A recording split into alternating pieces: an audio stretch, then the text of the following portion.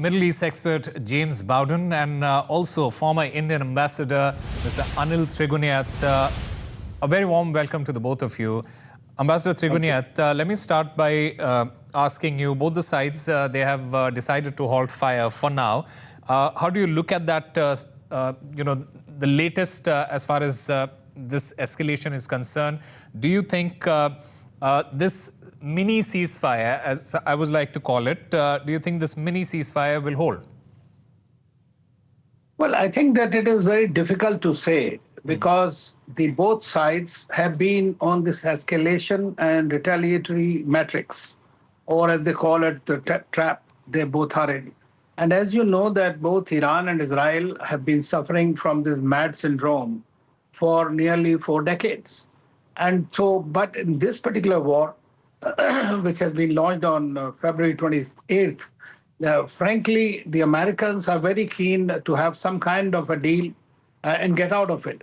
Any deal that America signs with Iran is not going to be acceptable to Israel for the simple reason because Israel wants the current regime to be completely gone, which is not possible at this stage. In fact, the war has done the otherwise. On the contrary, the current regime has acquired greater heft at the moment. So I believe that you cannot say that this will not continue because the fundamental problems between the two countries are not being resolved. There are red lines like Iran at any cost wants to stand with Hezbollah because Hezbollah is its most powerful proxy in the region, even though decimated to a great extent. But they have the capacity to provide the asymmetric advantage to Iranians, which were after the loss of basically Syria and also Hamas needs this kind of a thing to continue there. So they would like to protect them for any stage. That's why President Trump has spoke to Hezbollah as well as to Mr. Netanyahu. But Netanyahu is also, his coalition is governed by the ultra-rightists. And ultra-rightists are not going to give in and they're cornering him. So he's riding on this line, whether if he gets down, he is in trouble. If he continues, then also he's in trouble. And President Trump is not at all happy with the way things are going because he wants to get out of it. Yeah. Mr. Bowden, you heard Ambassador Triguniath. Do you feel this is also why Israel, it basically continues this escalation because it serves both the purpose for Israel? Continue the war in Iran. At the same time, it also gets to continue its expansion in Lebanon. Well, actually, I hold a very different view of this conflict. Let's go back 24 to 48 hours to Saturday, and Iran struck both Kuwait and Bahrain, and they linked those strikes to the ending of the blockade, and nothing happened.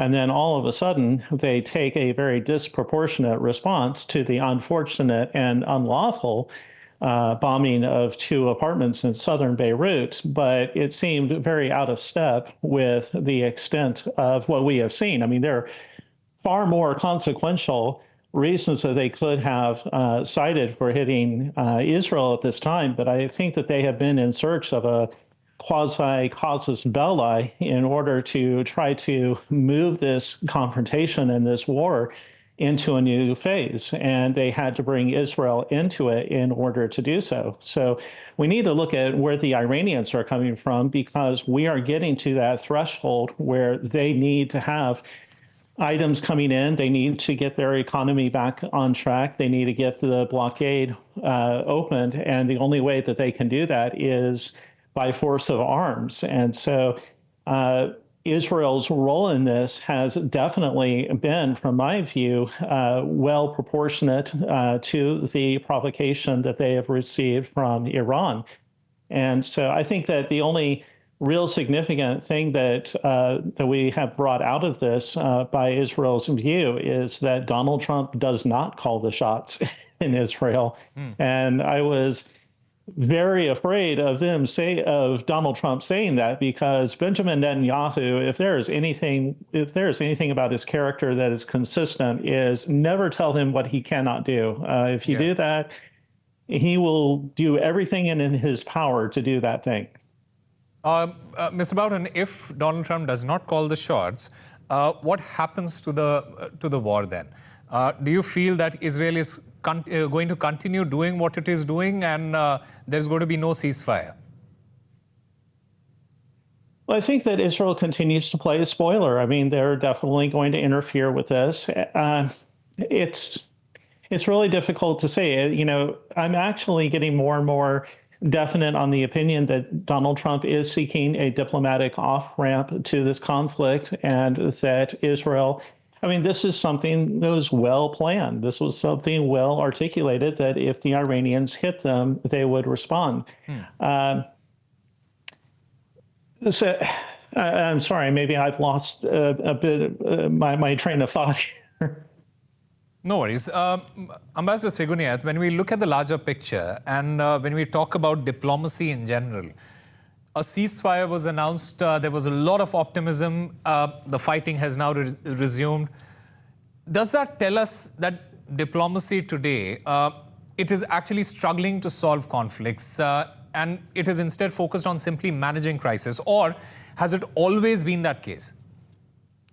Well, when the two countries are at war and both come up with maximalist demands, the diplomacy can only bring it to a certain level. But as I mentioned, that as long as there is a mad syndrome prevailing on both sides to decimate the other completely to the extent possible, it is very difficult to get a kind of a ceasefire that lasts. So this has been a fragile ceasefire, but the good thing was that there have been discussions going on. I mean, we are all aware that on February 27th, there was a good deal that Iranians for the first time had agreed to yield to many of the things that were red lines for them. But then President Trump obviously heard whatever Mr. Netanyahu was to say and went along with it. Over time, he has realized that he was played. And therefore, and his whole domestic situation is not that great. It has impacted. All his partners are against him. Nobody has stood with him. So the United States is also in a very bad shape in this. And that's precisely the reason that they want to continue this line. And that's why he called up Netanyahu and told him not to retaliate and told both sides to hold on. And apparently some kind of a mini ceasefire has occurred on both sides. But it is also very, very fragile. So we really cannot say definitively that without achieving their objectives, they are going to do. And I agree with James that the biggest problem for Iran going forward is going to be how to generate trust in the region, in West Asia, basically, because they have been also able to hit at will whoever they want, whether it is US bases or the Israelis or anybody else who's associated with them. So that kind of a situation is prevailing. Iranians also want a peace, but at the same time on their own terms. I mean, it's not that they are not interested. They are in a very bad shape generally. But the kind of a strategy they have deployed, which means survival strategy. In fact, ironically, both Iran and Israel are adopting this survival strategy. You know, that is another very important thing to mention. And this is something, that's why I believe that even if we have the ceasefire, some kind of an agreement comes about, and let us say Iran does not develop the nuclear weapon, which arguably they might. So then obviously we are looking at, if not now, then in future we might have another bigger war waiting to happen. Yeah. James Bowden, when we talk about the regional order, because people have been talking about a new Middle East for years. When you look at Iran, when you look at Israel, Turkey, the Gulf states, and also the outside powers like China and Russia, do you see a new regional order emerging, or are we really entering an era of constantly shifting alliances? There are no clear center of power. What do you make of it? Well, so the Middle East has been dealing with trying to find an anchor nation. Traditionally, it has had an anchor nation such as Syria or Egypt or even Saudi Arabia to guide it. And over the last couple of decades, it's really lacked that type of strong, recognized, authoritative voice. And I do believe that Iran, for a while, has been trying to be that voice. And look, this war has definitely changed things. It has changed the region. Iran has lost all of the inhibitions that it previously had about launching operations first, launching missiles first. I mean, that is a big game changer militarily, with them being willing to operate initially they now have a lot more threat credibility. A lot of the nations, especially Israel, will now have to take anything that they say with a lot more seriousness. You know, they cannot act as they want to. And I think that, but remember that Netanyahu is very old. He is 76. He is getting older. He is living in the last 40 years of, you know, and so I think it's going to be easier for the next generation of political leaders in Israel to get that point that there has been an evolution and a change in the political nature and the power structure of the Middle East. Yeah, yeah. Ambassador Trigunyat, a final word from you, sir. When the fighting eventually stops, the bigger challenge will be preventing the next crisis. What kind of diplomacy is missing today, and who, if anyone at all, has the credibility to lead it, sir? Well, I don't think anybody has the capacity to intervene to the extent possible. In my view, the only country that still holds sway is the United States that can stop. And this war did not happen until June 2025 because United States did not want it to happen. Yeah. And we have repeatedly seen from various US secretaries of state and former presidents that Israel was always very keen to remove this Islamic regime, and they have been wanting United States permission and support to carry it on. Because without US support, Israel by itself cannot continue this war forever. And as James also mentioned, that Israel has also taken a lot of hit in this war.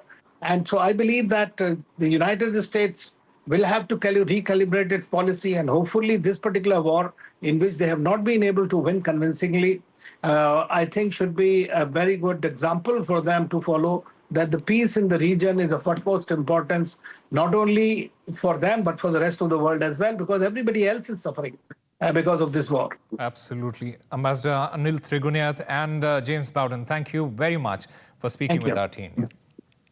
Thank you.